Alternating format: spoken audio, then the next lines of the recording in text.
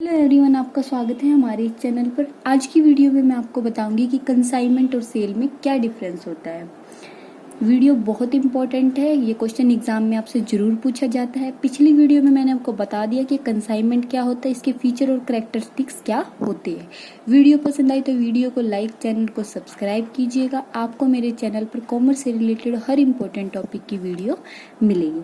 तो शुरू करते हैं। कंसाइनमेंट और सेल का डिफरेंस मैंने आपको बता रखा है। जब भी आप डिफरेंस शुरू करो तो सबसे पहले आपको जिस जिस चीज़ का डिफरेंस पूछा है उसका आपको मीनिंग लिखना पड़ेगा। तो इसमें आपको सबसे पहले लिखना है मीनिंग ऑफ कंसाइनमेंट, उसके बाद आपको लिखना है meaning of sales. Meaning of consignment में क्या लिखना है आपको कि जब कंसाइनर द्वारा अपनी जो वस्तुओं का हस्तांतरण है किसको कर दिया जाता है, एजेंट को। मतलब स्वामी द्वारा अपने वस्तु का हस्तांतरण एजेंट को, मतलब कंसाइनर द्वारा अपनी वस्तुओं का हस्तांतरण कंसाइनी को कर दिया जाता है, तो उसी को हम क्या कहते हैं, कंसाइनमेंट कहते हैं। और सेल क्या होती है, सेल्स के मीनिंग में आपको क्या लिखना है, ये डिफरेंस में तो अलग पॉइंट बनेगा, आपको ऊपर भी अलग से लिखना है meaning of consignment, meaning of sales. Sale का मीनिंग में आपको क्या लिखना है, जब किसी व्यक्ति ने प्रोडक्शन किया, मतलब क्या, वस्तुओं को बनाया और सीधा डायरेक्ट खुद ही सेल कर दिया, तो उसको हम क्या कहते हैं, सेल्स कहते हैं। तो अब इसका डिफरेंस शुरू करेंगे। डिफरेंस में भी आपको फर्स्ट पॉइंट मीनिंग का ही लिखना है। प्रेषक द्वारा वस्तुओं का हस्तांतरण प्रेषणी को करना, मतलब कंसाइनर द्वारा वस्तुओं का हस्तांतरण कंसाइनी को करना ही कंसाइनमेंट कहलाता है। आपको जब भी डिफरेंस लिखना है बेसिस के अकॉर्डिंग ही डिफरेंस लिखना है। और सेल्स क्या होती है, विक्रेता द्वारा वस्तुओं का विक्रय क्रेता को करना, मतलब विक्रेता द्वारा वस्तुओं का विक्रय किसको करना, क्रेता को करना। सेलर द्वारा वस्तुओं को किसको बेचना, बायर को बेचना, वो क्या कहलाता है, आपका सेल्स कहलाता है। सेकंड पॉइंट है ओनरशिप। इसके अंतर्गत केवल वस्तुओं का हस्तांतरण होता है, स्वामित्व का नहीं। क्या है, हम अपनी वस्तुओं को बेचने के लिए किसी अन्य व्यक्ति को देते हैं, ठीक है, सिर्फ वस्तु को देते हैं, उसका स्वामित्व हमारे पास ही रहेगा, मतलब कंसाइनर के पास ही उसका स्वामित्व रहेगा। लेकिन सेल्स में क्या होता है, विक्रय होने पर वस्तु के स्वामित्व का हस्तांतरण हो जाता है। जैसे ही वस्तु बेची तो उसका स्वामित्व भी साथ की साथ ही ट्रांसफर कर दिया। जैसे दुकानदार होता है, दुकानदार से हमने क्या ली, टूथपेस्ट ली, तो टूथपेस्ट का पहले स्वामित्व किसके पास था, दुकानदार के पास। हमने वो टूथपेस्ट खरीद ली, हमने उसको पैसे दे दिए, तो उसका स्वामित्व और वो वस्तु हमारे पास ही आ गई, तो उसका स्वामित्व भी हमारे पास होगा, ठीक है। सेल्स में क्या होता है, स्वामित्व ट्रांसफर हो जाता है, लेकिन कंसाइनमेंट में स्वामित्व ट्रांसफर नहीं होता। केवल वस्तुओं का विक्रय करने के उद्देश्य से हम अपनी वस्तुओं को एजेंट को देते हैं।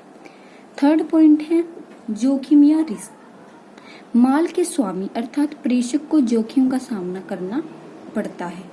किसको, जितना भी जोखिम होता है, जितना रिस्क होता है, किसका होता है, वो कंसाइनर का ही होता है, माल के स्वामी का ही होता है। जितना रिस्क उसको लेना होता है उसका ही होता है। जैसे माल नष्ट हो गया, रास्ते में चोरी हो गई, आग लग गई, तो उस सब का रिस्क किसके पास होता है, कंसाइनर के पास, माल के स्वामी के पास ही होता है।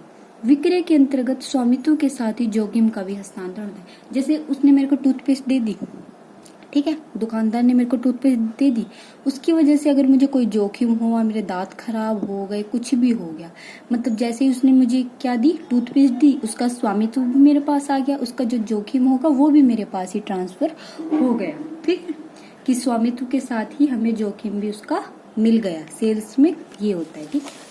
उसके बाद है फोर्थ पॉइंट, रिटर्न या वापसी। ये क्या है, आपका कंसाइनमेंट, और ये है आपका सेल्स, ठीक है। कंसाइनमेंट में क्या होता है, जो माल प्रेषणी द्वारा नहीं बिक पाता उसकी वापसी प्रेषक को कर दी जाती है। मतलब जितना माल कंसाइनी बेच पाता है, एजेंट बेच पाता है, उतना माल बेचने के बाद जितना बाकी बच गया उसको वापस किसको करना पड़ता है, कंसाइनर को करना पड़ता है। लेकिन सेल्स में ऐसा कुछ नहीं होता, ठीक है। एक्सपेंसेस, प्रेषणी द्वारा माल को बेचने के संबंध में यदि कोई व्यय किया गया तो प्रेषक को उसका भुगतान किया जाता है। अगर एजेंट ने, कंसाइनी ने कोई खर्चा किया है वस्तुओं को बेचने के लिए तो उसका भुगतान कंसाइनर को करना पड़ता है। उसके बाद है सेल्स में क्या होता है, इसमें माल व उस पर किए गए जितना भी खर्चा करना है, जितने भी एक्सपेंसेस करने हैं, जो भी कुछ करना है वो सब कौन करेगा, विक्रेता ही करेगा, क्योंकि वही माल बेचता है, वही स्वामी है, ठीक है, वही एजेंट है, वही स्वामी है, ठीक है। तो जितना खर्चा होगा किसका होगा, वो विक्रेता का ही होगा। उसके बाद स्टेटमेंट, प्रेषणी प्रेषक को समय समय पर विक्रय विवरण बनाकर भेजता, मतलब कि जितना माल उसने बेचा है, जितना उसके पास बच गया, कितने एक्सपेंसेस हुए, सबका स्टेटमेंट बनाकर कंसाइनी मतलब एजेंट किसको भेजता है, स्वामी को, मतलब किसको, कंसाइनर को भेजता है। कंसाइनी जितना माल बिका है, जितना रह गया, मतलब सारा स्टेटमेंट बनाकर कंसाइनर को भेजता है। इसमें क्रेता द्वारा ऐसा कोई विवरण नहीं बनाया जाता, लेकिन क्रेता जिसने बायर है, जिसने वस्तु खरीद ली, बस उसकी वस्तु हो गई, उसका ही स्वामित्व हो गया, उसका ही जोखिम, तो उसको कोई स्टेटमेंट बनाने की आवश्यकता नहीं होती। रिलेशनशिप, जो कंसाइनर और कंसाइनी है उनके बीच कौन सा रिलेशन होता है, स्वामी और एजेंट का। स्वामी कौन होता है, कंसाइनर, और एजेंट कौन होता है, कंसाइनी, ठीक। विक्रेता तथा क्रेता में कौन सा संबंध होता है, लेनदार और देनदार का। एक्ट, प्रेषण एजेंसी अधिनियम के अंतर्गत आता है, ये कौन सा है, कंसाइनमेंट एक्ट के अंदर आता है, और ये किसके अंदर आता है, वस्तु विक्रय अधिनियम के अंतर्गत आता है। ये मैं इसके 9 पॉइंट करा रही हूँ, आप कोई भी 5 या 6 पॉइंट याद कर सकते हैं, ठीक है।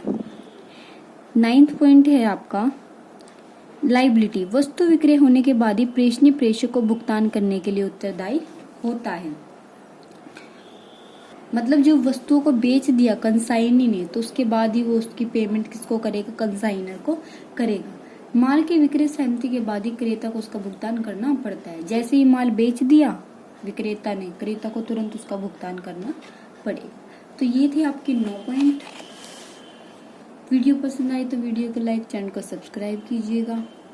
आपको मेरे चैनल पर कॉमर्स से रिलेटेड हर इंपॉर्टेंट टॉपिक की वीडियो मिलेगी। Thank you for watching video. Next video में मिलते हैं।